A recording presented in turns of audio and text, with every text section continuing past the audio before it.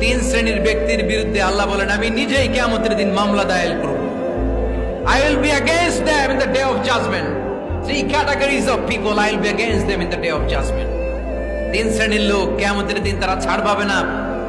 আল্লাহ বলেন আমি নিজেই তাদের বিরুদ্ধে মামলা দায়ের করব। এর মধ্যে এক শ্রেণীর লোক হচ্ছে রাজুলুন ইস্তাআজারা আজিরান ফাস্তাউফা মিনহু ওয়া লাম ইউতি আজরা। একজন শ্রমিক ভাড়া করে তার কাছ থেকে কাজ নিয়েছে কিন্তু তার পারিশ্রমিক আদায় করে নাই। এরকম আছে না নাই? দাপট দেখায় ইউনিভার্সিটির ক্যান্টিন গুলোতে, ইউনিভার্সিটির ক্যান্টিনে যে খায় মাগার বিল দেয় না, এরকম টাকায় দাসরা নাই। চায়ের দোকানে চা খায় আগে পরে দিমু বিল দেয় না, আছে না নাই? দোকানে যে পণ্য কিনে বিল দেয় না, পরে দিমু, আছে না নাই? কিয়ামতের দিন আল্লাহ তোর এই মাস্তানি ছুটাবে, চিল্লা এখন ঠিক কিনা? আনা খাসমুহুম, আমি নিজেই তাদের বিরুদ্ধে মামলা দায়ের করব। কথাটা কার?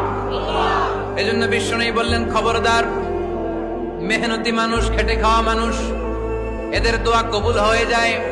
আতুল আজিরা আজরাহু ক্বাবলা আন ইয়াজিফা আরাকুহু। খবরদার, বিশ্বনবী বললেন শ্রমিকের ঘাম শুকিয়ে যাওয়ার আগে তাদের পারিশ্রমিক মিটিয়ে দাও। বিশ্বনবীর বিখ্যাত হাদিস, আতুল আজিরা আজরাহু ক্বাবলা আন ইয়াজিফা আরাকুহু। শ্রমিকের ঘাম মাটিতে লাগার আগে, শুকিয়ে যাওয়ার আগে তাদের পারিশ্রমিক মিটিয়ে দাও। কেননা তারা যদি বদদোয়া করে তোমার জীবনকে জাহান্নাম বানিয়ে দিবে কে?